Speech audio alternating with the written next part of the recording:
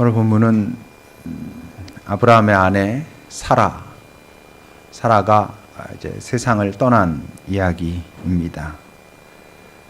사라가 이 세상을 산 횟수가 127세, 127년을 이 세상에 살았다라고 기록합니다. 사라가 세상을 떠났을 때 그의 남편 아브라함이 그녀를 위하여 슬퍼하고 애통하였다라고 기록합니다. 아브라함의 슬픔과 애통은 기본적으로 우리 인간들이 그 죽음 앞에서 갖게 되는 그런 이별에 대한 깊은 슬픔, 그런 것이 가장 먼저였겠습니다.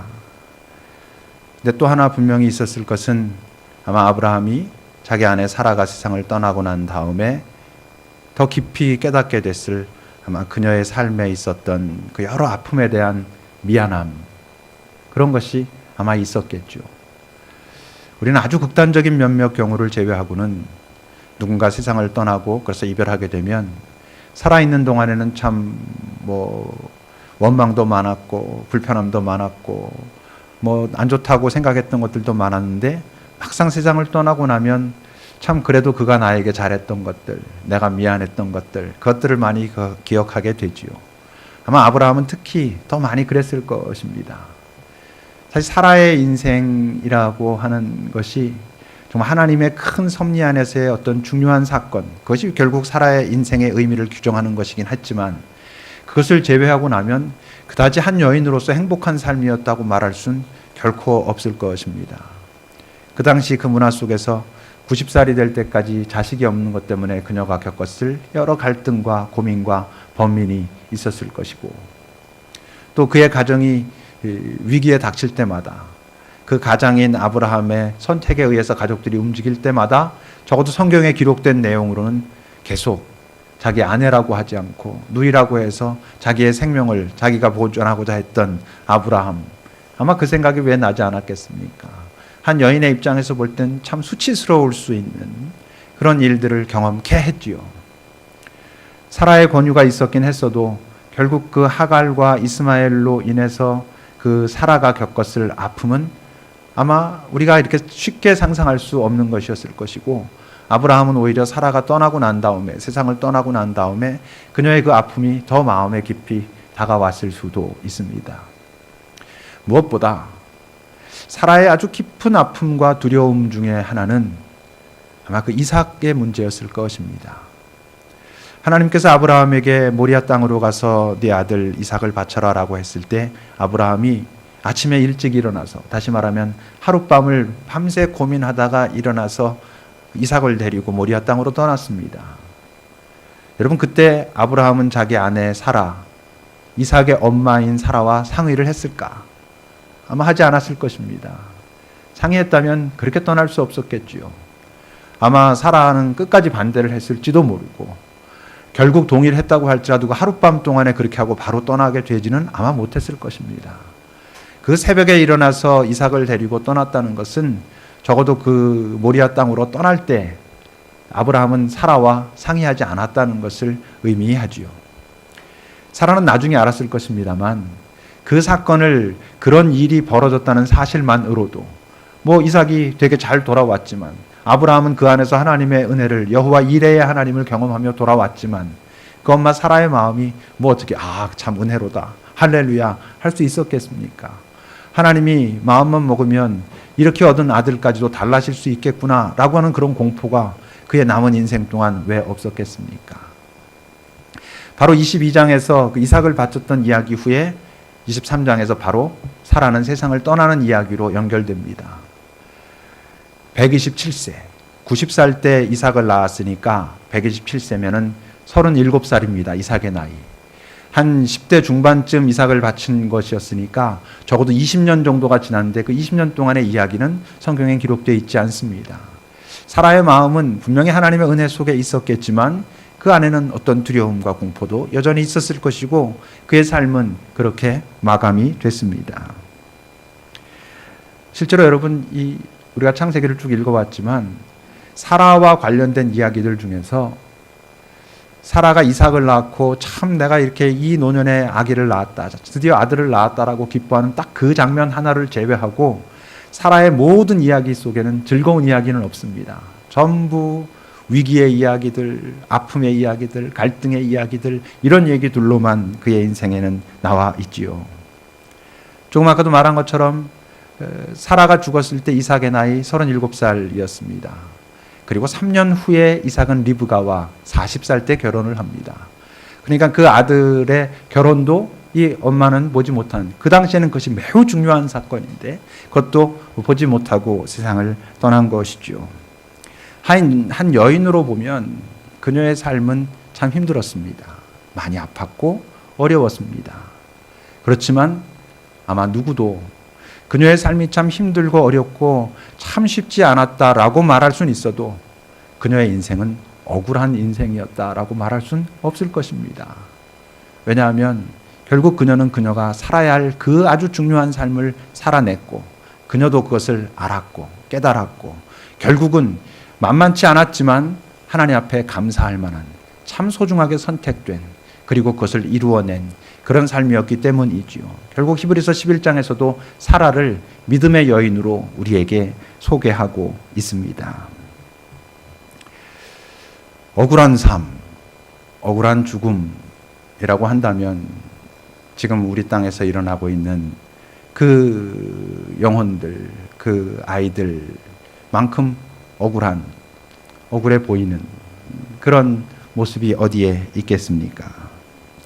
특히 여러분, 얼마나 우리 기성세대들이 우리 청소년들 보면서 요즘 애들 얼마나 말을 안 듣는지라는 얘기를 얼마나 많이 하는데 결국 가장 중요한 순간엔 어른들이 말하는 그대로 참 바보스럽게 따랐던 그 아이들처럼 억울해 보이는 죽음이 요즘 우리 주변에 뭐 어디에 있겠습니까? 사실 뭐 이 세상에서 벌어지는 많은 죽음들 찾아 들어가 보면 억울한 죽음들이 많겠지만 말입니다. 그리고 또 하나는 저는 제가 출신이 그래서 그런지 몰라도 아마 그 안에 있었던 그 선생님들, 그럼 그 선생님들이 어떠셨을 것 같아요? 여기 뭐 선생님들 계시지만 아마 분명히 그 선생님들 방송에서 단원고 학생들 절대 이러지 마세요 이렇게 말하면 우리 선생님들이 순진하거든요. 고지식하거든요. 틀림없이 그 안에서 우왕좌왕하고 당황하기도 하고 일어서려고 하고 또 하는 아이들을 향해서 아마 그 중간에서 어떤 모습으로든 서가지고 절대 일어서지 말라고 아마 그랬었을 것입니다. 그러다 그들과 함께 그분들도 떠나게 됐지요. 아마 여기 선생님들은 물론이고 이 땅의 모든 교사들, 뭐 다른 분들도 많이 그러겠지만 그 스스로 목숨을 끊은 교감 선생님의 심정을 아마 충분히 공감하고도 남을 것이고 아마 많은 선생님들이 나라도 그럴 것 같은데 라고 말씀하실 만한 사람들이 많이 있을 것입니다. 그 교감 선생님의 그 탈출이랄까 거기서 나온 것은 선장이나 거기 그 선원들의 그것과는 많이 다른 것이죠. 그들은 의도적이고 계획적이고 의지적이었다면 아마 그분은 같이 있는 그 아이들을 내보내면서 저 뒤에 아이들이 있다 그러지만 그 구조하러 온 사람들이 빨리 좀 나가셔야지 그건 우리가 할 거라고 뭐 어떤 그런 과정이 있었을 것입니다. 그러고 나니까 그랬으니까 나중에 정신을 차리고 나면 그렇게 못 나온 애들이 많았다는 사실 때문에 못 사시겠는 것이죠. 사실 뭐 그분에겐 사는 게 더 힘들 것입니다. 죽는 것보다. 그래도 살아야죠. 그래도 사셔야 하는 것이죠. 나온 애들도 있으니까 또 나온 선생님들도 있으니까 사는 게 더 힘들겠지만 살아내야 하는 것이죠. 그래서 그것이 당신 앞에 어떤 정말 미안함이 있다면 그 미안함을 해결할 어떤 삶을 살아내는 것, 그래야 되는 것이죠. 우린 지금 살아있는 자들을 향해서 정말 깊은 그런 기도를 해야 되는 그런 때입니다. 문제는요, 이제 어른들은, 이제 우리 선생님들은 아이들에게 어른 말 잘 들어야 된다라고 어떻게 얘기할까? 이게 이제 이 사회의 도덕의 붕괴가 이제 벌어지는 것입니다. 정말 자칫 잘못하면. 이 정부는, 이 나라는 국민들에게 나라를 신뢰하라고, 나라를 믿으라고 어떻게 말할까? 어떤 그 내용을 보니까 하나 재미있다는 표현도 참 그렇긴 합니다만 이 나라를 뭐라고 말하냐면 비보호 좌회전 같은 나라래요. 눈치 보고 자기가 빠져나갈 수 있으면 싹싹 빠져나가야지 살 수 있는, 그래야 통과할 수 있는 그런 나라라는 것이죠. 얼마나 슬픈 이야기입니까? 사실 뭐 비보호 좌회전이라고 하는 그 제도가 뭐 약삭빠르라고 만들어 놓은 제도는 아니지만, 근데 그 비보호 좌회전 같은 나라라는 그 말 속에 그 들어있는 그 아픔, 이 나라에 대한 깊은 실망감. 여러분, 지도자가 정말로 진심으로 아파하면서 내 탓입니다 그러면 아무도 그래 당신 혼자 책임지시오라고 말하지 않습니다. 우리도 잘못이 있습니다 라고 말하게 돼 있습니다. 문제는 지도자들이 책임지려고 하지 않으니까, 내 탓이 아니라고 말하고 싶어 하니까, 자기 뭔가를 지키려고 하니까 이 나라는 더 분열되는 것입니다. 심지어는 어떤 얘기도 있냐 하면, 지금은 아이들 구하기가 아니라 청와대 구하기, 자기 위치 구하기, 자기 자리 구하기, 자기 입장 구하기가 아니냐라고 말할 만큼 이 땅은 지금 많은 것들이 무너지고 있는 것이죠. 뭐 얼마 전에 우리가 자주 뭐 했던 얘기들 중에 드디어 한국 교회에 미천이 드러났다라고 많이들 말했지만, 이런 사건은 대한민국의 미천을 드러내는 것이죠. 그 급속한 속도로 했던 경제 발전, 그것이 다른 말로 하면 그 수많은 졸부들을 생산해냈던 그 과정은 어떠했던, 결과에서 자기가 무엇을 갖고 있느냐에 따라서 이 세상에서 떵떵거릴 수 있는 사회를 만들어갔던, 그것으로 이 나라는 이렇게 멋졌다고 했던, 그러나 보이지 않는 것은 수없이 많은 것이 이미 무너져 있고 황폐되어 있고 그랬던 것들이 드러나게 되는 그런 사건인 것이죠. 이런 상황 속에서 우리는 도대체 누구를 원망해야 할까? 당연히 하나님을 원망해야죠. 누구를 원망하겠습니까? 하나님을 원망하지 않으면. 선장을 원망하겠습니까? 뭐 선주나 그 회사를 원망합니까? 청와대 아니면 관계 부처 뭐 그 사람들을 원망합니까? 그들은 원망의 대상이 아니죠. 그들은 원망의 대상이 아니고 자신들이 맡은 자리에서 맡은 역할을 얼마나 정직하고 진실되고 최선을 다해서 실행했느냐라고 하는 책임을 물을 대상들이지, 아주 준엄하게 그리고 아주 공평하게 공정하게 물어야 될 그런 대상들이지, 원망의 대상은 아니죠. 원망은 정말 능력 있는 자에게 하는 것입니다. 우리는 하나님을 원망해야 하는 것이죠. 이 일의 책임이 하나님께 있는 것은 아니지만, 하나님이 이렇게 만든 것 아니지만, 분명히 인간들의 부조화와 인간들의 탐욕이 만들어낸 것임에도 불구하고 하나님이니까, 무소부재한 분이시니까, 전지전능하신 무소불위, 진짜 무소불위, 이 땅에서 권력을 가졌기 때문에 마음대로 할 수 있는 그런 정도의 무소불위가 아니라 정말로 당신의 뜻대로 하실 수 있고 그럴 만한 능력도 가지신 분이니까 우리는 그분을 원망해야 하는 것이죠. 미국에 있는 리라 자매가 답답하다고 연락이 왔어요. 이럴 때마다 자기는 정말 하나님을 너무 이해할 수 없다고, 뭐 누가 이해할 수 있겠습니까만, 이 땅에서 지금 거기 갇힌 아이들을 탁탁 건져내는 것이 하나님의 그 개입하는 방식은 아닐 수 있죠. 그렇다면 그 바다는 잔잔케 하실 수 없을까? 그 사고가 난 다음에 뭐 여러 뭐가 늦어지고 어쩌고 저쩌고 했지만 가장 힘든 문제는 그 바다의 그 여러 모습들, 기상, 그 조류의 흐름들, 이런 것들이 얼마나 모든 것을 못하도록 인간이 무력하도록 했습니까? 그걸 할 수 있는 분은 하나님밖에 없는데 그거라도 하시지 왜 그것도 안 하셨을까?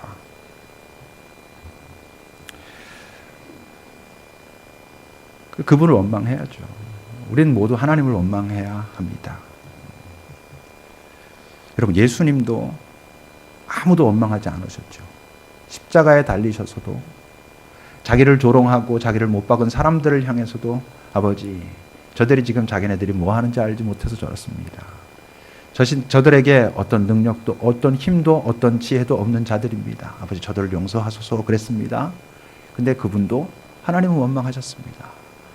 하나님은 나를 버리시지 않을 수 있지 않습니까? 하나님은 나를 이렇게 두지 않으실 수 있는 분, 오직 한 분은 당신이 아닙니까? 라고 원망했거든요. 우리도 원망해야죠. 원망하는 게 맞습니다. 문제는 십자가에서 그토록 절규하던 예수를 향하여 침묵하던 하나님은 지금도 침묵하는 것처럼 보인다고 하는 것이죠. 우리 인간이 안고 있는 여러 문제가 있죠. 우리가 스스로 해결할 수 없는 여러 문제가 있습니다만 그 여러 문제들 중에서도 가장 우리를 두렵게 하고 그리고 어렵게 하는 문제는 역시 죽음의 문제입니다. 왜 그렇습니까? 뭐 여러 이유들이 있겠지만 가장 중요한 건 몇 가지만 얘기해 본다고 한다면 우선 그 다음에 어떻게 되는지 모르잖아요. 아무도 죽어본 경험이 없잖아요. 그 경험을 나눌 수 있는 아무도 없거든요. 뭐 가끔 뭐 죽음을 어떻게 경험했는데라고 하지만 그건 매우 지극히 주관적인 경험일 뿐이고 정말 객관적으로 그 죽음 이후가 어떻게 되는지 아무도 모르니까. 그리고 죽음이 가져다주는 아주 큰 공포 중에 하나는 이별에 대한 것이죠. 전적 이별. 다시는 볼 수 없다고 하는 그 문제가 우리를 참 두렵게 합니다. 가끔 장례를 이렇게 제가 주도하다 보면 때로 참 그 죽음이 너무 힘들고 아프고 또는 그 모습이 되게 어려워서 보지 말라고 때론 부모한테 때론 그 배우자에게 그런 경우들인데 저는 꼭 봐야 된다고 말합니다. 왜냐하면 그 자리가 마지막 보는 자리거든요. 적어도 이 땅에 사는 동안 아무리 마음이 힘들고 보는 것이 아프더라도 봐야 그래도 잘했다 이렇게 되는 것이거든요. 그런 이별이 우리로 하여금 죽음에 대한 깊은 두려움을 갖게 하는 것이 맞습니다. 자주 말하지만 여러분 결국 죽음은 살아있는 자들에게 던져지는 질문입니다. 죽은 자들은 죽음의 문제를 넘어섰기 때문에 그 죽음이 무엇인지 이미 다 알고 있어요. 살아있다면 알 것이고 죽음이 아무것도 없다면 그냥 끝난 것이죠. 죽음에 대한 공포나 두려움과 답답함 그것은 살아있는 자들이 겪게 되는 것입니다. 그런데 어떻습니까? 우리는 거기에 대해서 대답해야 될 그런 어떤 책임을 가지고 있는 자들입니다. 뭐냐면 당신들은 죽음의 문제를 해결했냐라는 질문에 대해서 다시 말하면 죽음 이후가 어떻게 되는 것인지 당신들은 아는 사람들이냐 그리고 죽음이 가져다주는 그 이별과 그 단절 그것에 대해서 당신들은 어떤 태도를 갖고 있느냐에 대해서 우리는 답이 있어야 되는 사람들입니다. 왜? 우리는 영원한 생명에 대하여 말하는 사람들이니까. 이 땅에서의 삶이 끝이 아니고 하나의 소중한 과정이지만 그 이후에 우리에겐 영원히 계속될 그 영원히 계속된 삶의 형태, 구체적인 형태가 어떤 것인지는 모르지만 영원한 삶이 있다라고 고백하는 자들이어야 하니까.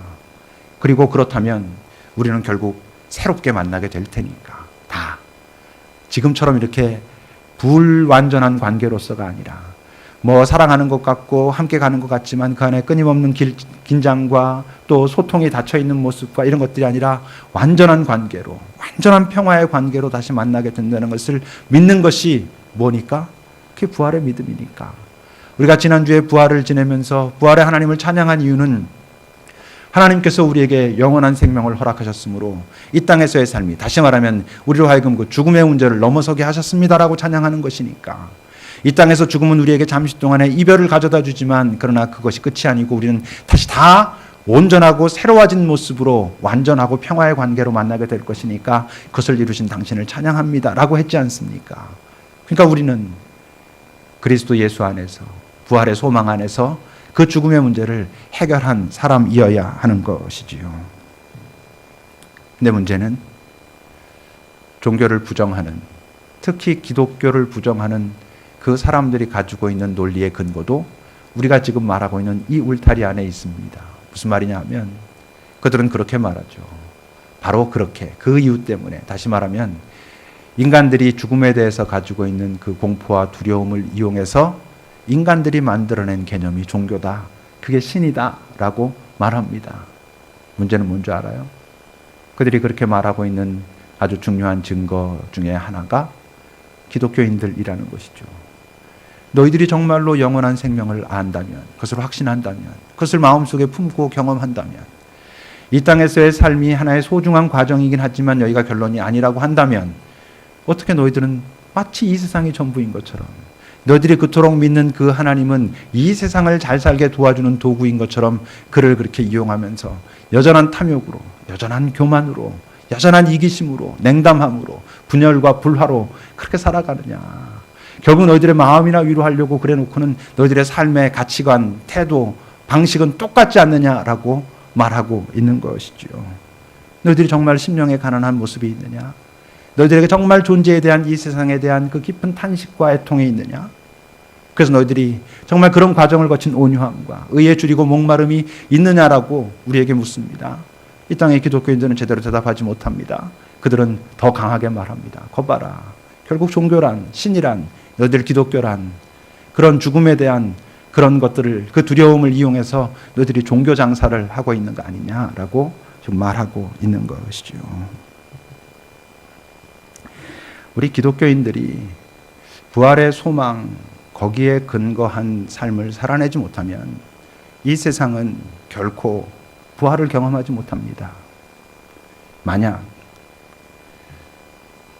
우리 기독교인들이 이 땅에서 부활의 소망을 증명할 수 있을 만한, 이 세상에 있는 많은 사람들이 저들의 삶을 보면 정말 이 땅이 전부가 아니구나, 이 땅에 사는 그 수십 년이 전부가 아니구나라는 것을 꽤 많이 각인할 수 있도록 우리가 삶을 살아냈다면, 지금 저 진도 앞바다에서 벌어지고 있는 저 일이 참 슬프고 아픈 일이지만 부활의 소망을 가졌어도 죽음은 슬프고 아쉬운 일인 것이 맞거든요. 그 이별은 분명히 슬프고 섭섭한 일이거든요. 그렇긴 하겠지만 지금처럼 이렇게 절망으로 치닫지는 않지 않겠습니까? 이 세상이 끝이 아니라는 걸 아니까. 정말 이 세상이 끝이 아니라는 사람들의 삶을 보면 그것이 확실하다는 걸 점점 알겠으니까. 그런데 왜 이 땅은 그 소망을 갖지 못합니까? 부활의 소망을 말하는 자들이 부활의 확실성을 이 세상에 보여주지 못하고 있기 때문이지요. 오늘 본문은 그렇게 이야기합니다. 아브라함이 사라가 죽은 후에 그 사라의 죽음을, 그리고 사라를 위하여 슬퍼하고 애통하였다라고 말합니다. 그 다음 기사들을 쭉 읽어보면 아브라함은 그 슬퍼하며 애통하다가 이제 그 다음에 나가서 무엇을 하냐면 자기 가족의 묘지를 장만합니다. 그 장만한 묘지 속에 아브라함도 들어갑니다. 사라와 함께. 그 아들 이삭도 그 아내 리브가와 함께 들어갑니다. 또 그 아들 야곱도 그 아내 레아와 함께 들어갑니다. 가족 묘지를 만듭니다. 그렇다면 지금 이 시대, 바로 지금 부활을 아는 우리들은 저 진도에서 벌어지고 있는 일 때문에 슬퍼하며 애통하고 있습니다. 모두. 근데 지금 우리는 이렇게 슬퍼하며 애통하다가 그래서 어떻게 하려고요? 우리 이제 뭘 해야 하겠습니까? 우리가 부활의 소망을 가지고 있는 자들이라면 여전히 그들의 아픔과 그들의 죽음과 그 정말 어린 영혼들, 그들을 보면 참 속이 터질 만큼 슬프고 답답하고 애통스럽지만 거기가 끝이 아니라는 걸 우리가 정말 안다면, 그럼 그다면 우리 이제 어떻게 해야 하겠습니까? 우리가 해야 할 것이 몇 가지 있습니다. 우선 첫째는요, 그들의 죽음, 어이없어 보이는, 아무 의미도 없어 보이는 그 죽음이 외치고 있는 외침이 있습니다. 이 세상을 향하여, 이 사회를 향하여, 이 땅의 교회를 향하여, 우리 각자 자신을 향하여 외치고 있는 외침이 그 죽음 속에 있습니다. 마치 예수께서 십자가에 달려 죽을 때 아무도 그 죽음을 의미 있다 말한 사람이 없었습니다. 아무도 그 죽음을 의미 있게 바라보지 못했기 때문에 다 그를 떠나갔습니다. 근데 우리는 압니다. 그는 그 십자가 위에서 외쳤습니다. 다 이루었다. 그가 해야 할 것을 하고 계셨음에도 아무도 알지 못했습니다. 우린 꼭 기억해야 됩니다. 그 아이들이 거기서 그렇게 물속에서 죽어가고 있지만 그 죽음은 단순히 지금 겉으로 드러나 있는 것처럼 억울하고 어처구니 없고 아무 의미 없는 아주 극단적으로 개죽음이 아니고, 그 죽음이 이 세상을 향해서 외치고 있는 외침이 있습니다. 예수 그리스도의 죽음 같은 본질적인 문제 해결은 아니지만 그렇게 해놓으신 이 세상 속에서 이 세상에 무너져 있는 어떤 부분을 향하여 외치고 있는 외침이 있습니다. 교회를 향하여 외치고 있는 외침이 있습니다. 여러분들 개인의 삶을 향하여 외치고 있는 그 외침이 있습니다. 그 외침을 우리가 들어야 됩니다.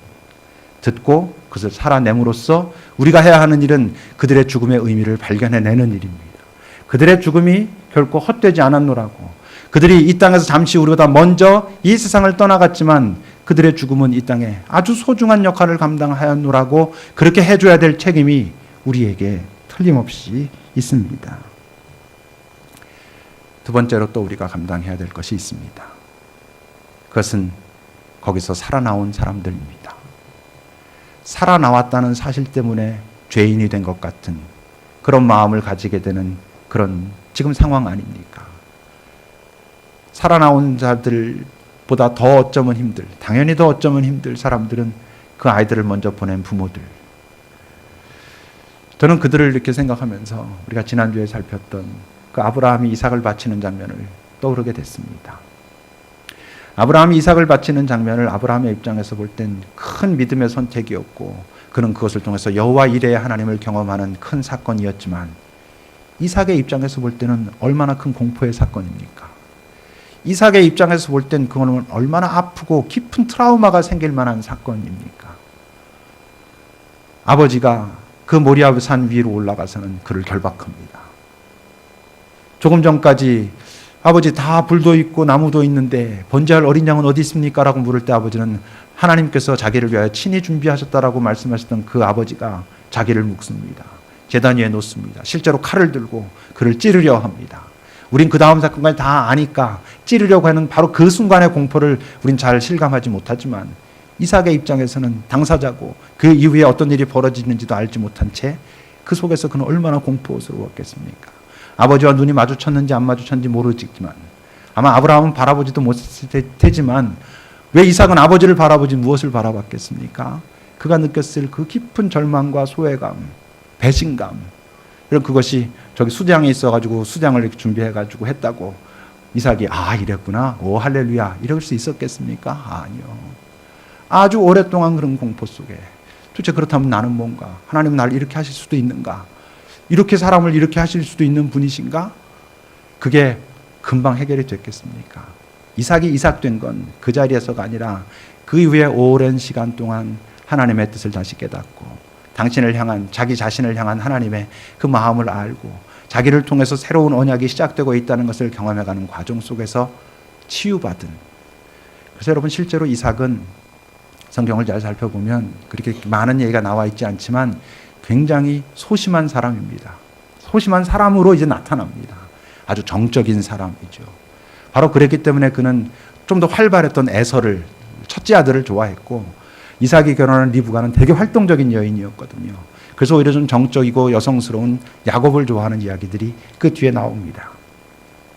이삭이 그 트라우마를 해결하기까지 분명히 어려운 오랜 시간이 있었을 것입니다. 지금 살아나온 사람들, 그 부모들 앞으로 살아가는 것이 만만치 않을 것입니다. 그것을 우리의 얘기지만 그러나 이것이 진리이니까 그들이 그것을 하나님 안에서 잘 해석하고 그것을 치유받고 회복되고 새로운 시각을 갖기 전에는 그들의 삶은 매우 부정적이 될 수 있습니다. 매우 세상 살아가는 것 자체가 힘들고 정말 절망 속에 어두움 속에 헤맬 수 있다고 하는 것이죠. 우린 정말 그들을 위하여 기도해야 합니다. 하나님, 그들이 살아나온 그것이 정말 아주 소중한 의미가 있는 것임을, 그 의미에는 책임도 따르는 것임을 그들이 알게 주시기를. 우리가 그들을 직접 만나서 어떻게 할 수 있는 방법은 아마 그다지 많지 않겠지만 특히 그 부모들, 정말 아이가 병 때문에 그렇게 해서 떠나가도 가슴에 묻는다고 하는데 지금 이런 상황은 열흘이 넘게 그 안에서 통곡하고 울부짖다가 여러 이 사회에서 벌어지고 있는 배신감을 같이 마음에 묻어야 되는 얼마나 힘든 상황입니까? 그러나 그들도 회복될 수 있기를. 어떤 비극적인 일들이 더 이상 벌어지지 않기를 우리가 기도해야 합니다. 충분히 그럴 만한 여지가 있는 지금 사건 아닙니까? 우리가 정말 깊이 그들을 위해서도 또 기도해야 합니다. 한 가지가 더 있다면 그 십자가 위에서 어찌하여 나를 버리십니까? 라고 유일하게 하나님을 원망했던 그 예수님께서 그러나 결국 어떻게 고백하시죠? 그러나 아버지, 내 영혼을 아버지 손에 부탁합니다 라고 말합니다. 왜? 그는 부활을 하셨기 때문입니다. 부활에 그분은 믿음이라기보다는 부활에 확신이 있었기 때문에 당신의 영혼을 아버지께 부탁합니다. 우리는 어떻게 합니까? 그 바닷속에서 떠나간 모든 영혼들을 하나님께 부탁해야 합니다. 이게 참 어쩌면 기독교가 가지고 있는 참 무능력한 자기 만족적인 모습인 것 같지만 그럼에도 불구하고 우리는 하나님, 그곳에서 추운 그 바닷물 속에서 이 세상과 이별한 그 영혼을 아버지 손에 부탁합니다. 왜? 우리는 부활의 소망을 가진 자들이니까. 결국 그들과 다시 만날 것을 아니까. 그들과 더 온전한 모습으로 그들의 그 먼저 떠났던, 그리고 그들의 아무것도 아닌 것처럼 보이는 그 속에 사실은 아주 소중한 것을 우리에게 던지고 떠났던 그들에 대한 감사를 품고 그들을 다시 만나게 될 거니까 완전한 관계로, 정말 평화의 관계로 우리는 그렇게 기도해야 합니다. 이 땅 모두가 슬퍼하며 애통하고 있습니다. 문제는 이렇게 슬퍼하며 애통하다가 그래서 어떻게 할 것이냐 하는 것이죠. 어떤 사람들은 슬퍼하며 애통하다가 절망적인 선택을 할 수도 있습니다. 근데 우리는 충분히 슬퍼하며 애통해야 하지만 슬퍼하며 애통하다가 다시 부활의 소망을 가지고 한 걸음을 내디뎌야 할 그런 책임이 있는, 그런 이유 때문에 우리를 이 땅에 살려두신, 이 슬퍼하고 애통할 만한 세상, 절망할 만한 세상 속에 우리를 살라 하신 것은 슬퍼하며 애통하다가 그럼에도 불구하고 부활의 소망을 가지고 또 한 걸음을 걸어가야 할 그런 책임이 있는 우리들이기 때문입니다. 기도합시다.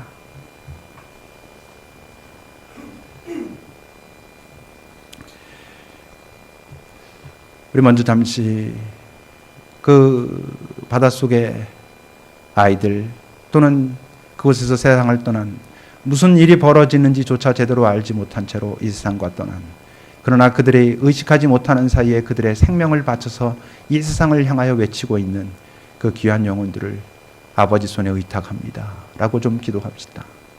그리고 살아나온 자들, 그리고 그 부모님들을 위해서 시간 기도합시다. 그리고 나 자신에게 던져주는 그 말을, 그 외침을, 그리고 내가 이제 살아가야 할 그 삶을 정직하게 최선을 다하여 살게 하옵소서라고 또 기도합시다. 슬퍼하며 애통하다가 부활의 소망을 가진 자라는 것을 놓치지 않도록 해달라고 시간 잠시 우리 기도합시다.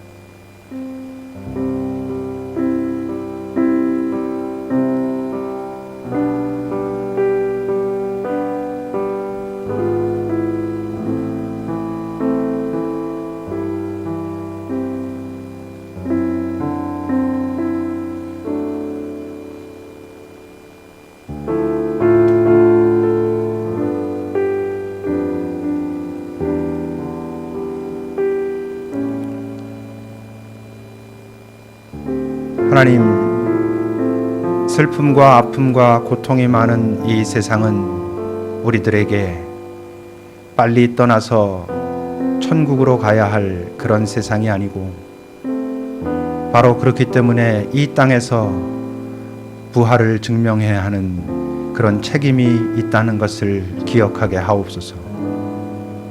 영원한 생명을 약속받은 우리는, 아니 이미 영원한 생명 속으로 들어간 우리는 이 땅을 미워하고 싫어하고 버리는 게 아니라 이 땅을 사랑하고 그리고 품어야 하는 존재인 것을 잊지 않게 하옵소서. 이미 주께서 아시고 함께하고 계시겠지만 우리의 마음을 또 주님 앞에 드립니다. 그 영혼들을, 그 가족을, 살아나온 사람들을, 그곳에서 애쓰고 노력하는 자들을 주님 위로하시고 함께하시고, 이 시간에도 자기를 구하겠노라고 외치고 방법을 찾고 있는 자들에게 당신의 깊은 아픔을 사랑하심으로 주시는 그들에게 아픔을 주시옵소서. 예수님의 이름으로 기도합니다. 아멘.